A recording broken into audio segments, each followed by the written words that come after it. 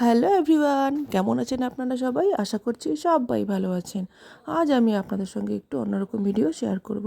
আমার দিন শুরু হয় সকাল 6টাতে, কারণ আমার ছেলের মর্নিং স্কুল। সেই জন্য সকালে তাড়াতাড়ি উঠে ওর জন্য টিফিন তৈরি করে দিতে হয়। ও 8টা 15-র মধ্যে স্কুলে চলে যায়। তারপর নিজে একটু চা খাই, চা খেয়ে চলে আসি রান্নাঘরে এসে প্রথমে ডাল বসিয়ে দিলাম। জল গরম হয়ে গেছে, এবার মসুর ডাল ছেড়ে দিলাম, পরিমাণ মতো নুন দিয়ে দিলাম, দিয়ে ঢেকে দিয়েছিলাম। ডালটা সেদ্ধ হয়ে গেছে, ডাল নামিয়ে নিয়েছি। এবার ডাল ফোড়ন দিব। তো ফোড়নের জন্য দিয়ে দিলাম 5 ফোড়ন, 2টো শুকনো লঙ্কা আর পেঁয়াজ কুচি। পেঁয়াজ কুচি দিয়ে একটু নাড়াচাড়া করে তার ওর মধ্যে দিয়ে দিলাম টমেটো কুচি।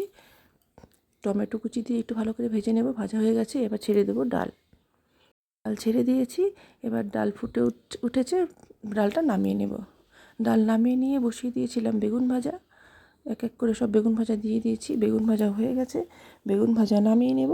তারপর ভাজা করব আলু পেঁয়াজকলি।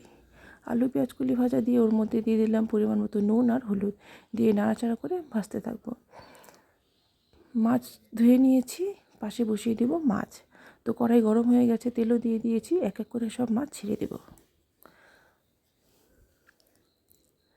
মাছ ভাজা হয়ে গেছে, মাছ ভাজা তুলে নিয়ে বাকি মাছগুলো ছেড়ে দেব। তো বাকি মাছগুলো ছেড়ে দিয়েছি। আলু পেঁয়াজগুলি ভাজাটাও হচ্ছিলো। এবার মাছের ঝোলের জন্য সব কিছু কেটে নিয়েছি। পেঁয়াজ, লঙ্কা, আদা, টমেটো কুচি, এগুলোকে পেস্টও করে নেব। পেস্ট করে নিয়েছি। এবার আলু পেঁয়াজগুলি ভাজাটাও হয়ে গেছে, মাছ ভাজাও হয়ে গেছে। মাছ ভাজা নামিয়ে নেব। এবার মাছের ঝোলের জন্য ফোড়নে দিয়ে দিলাম তেজপাতা, শুকনো লঙ্কা, গোটা জিরে। এবার আলু আর ফুলকপি দিয়ে মাছটা যেহেতু হবে, তো ওগুলো ভালো করে ভেজে নেব। ওগুলো ছেড়ে দিলাম সব। এবার দিয়ে দেব পরিমাণ মতো নুন, দিয়ে ভালো করে ভেজে নেব। হলুদও দিয়েছিলাম, হলুদটা বলতে ভুলে গেছি। হলুদ আর নুন দিয়ে ভালো করে ভেজে নেব।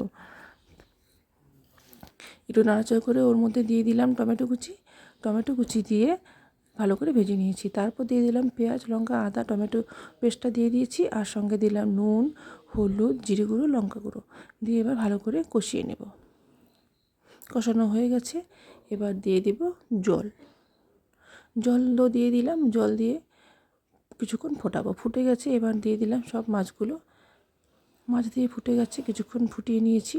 এবার পরিমাণ মতো গোটা গরম মশলা গুঁড়ো দিয়ে দিলাম। তারপর নামিয়ে নিয়েছি। এবার পাশে বসিয়ে দিয়েছিলাম আলু ভাজা, আলুর চিপস। তো আলুর চিপসও ভাজা হয়ে গেছে, নামিয়ে নেব। আজ দুপুরের মেনুতে ছিল মাছের ঝোল, ডাল, আলু ভাজা, আলু পেঁয়াজকলি ভাজা আর বেগুন ভাজা। এই ছিল দুপুরের মেনুতে। তো ভিডিওটি আমার কেমন লাগলো আপনাদের, সেটা আমাকে কমেন্টে জানাবেন। আর ভিডিওটি যদি আপনাদের ভালো লাগে, তাহলে লাইক আর সাবস্ক্রাইব করে আমার পাশে থাকবেন।